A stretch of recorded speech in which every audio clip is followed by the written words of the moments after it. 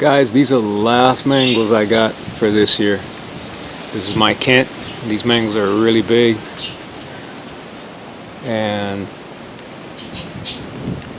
this is pretty much it on my tree here. I think I got like 4 or 5 here. I might have 1 or 2 more up there. And that's it for this year. It's been a pretty good year for me.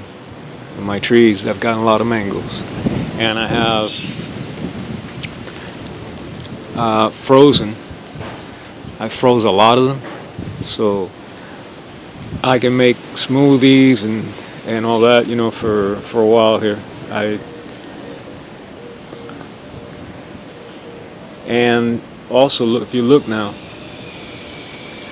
got my white and yellow mangoes here, which are both prolific producers. They just throw out like a million mangoes, and you can keep them small. You can keep it small; they'll keep producing. And you can see all the new growth. I just got to trim a little bit on the back there, but if you see, you know, all that growth, so they produce, like, you cut them and they produce a lot of offshoots off of that, and then you'll get fruit from that. So they're coming back and right here with it looks beautiful too, with the different shades of the green and the reds.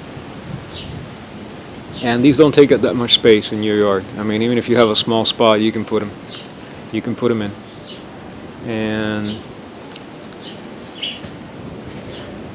they'll do quite well. We got my mamey tree back there with all the mameys on top.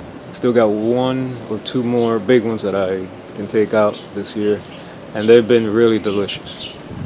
They taste great. That one's a Plant Key West one, and this one here that also has some up here, this is the Pace, which is also delicious. But anyway, just wanted to give you one last look here at the mangoes.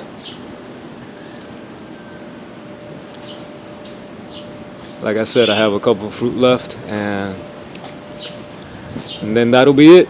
But I still got the frozen one, so I'll still be enjoying my mangoes, you know, for months to come, because I froze a lot. I had a lot of production. So, but then waiting for next year. All right, guys. Thanks for watching. God bless.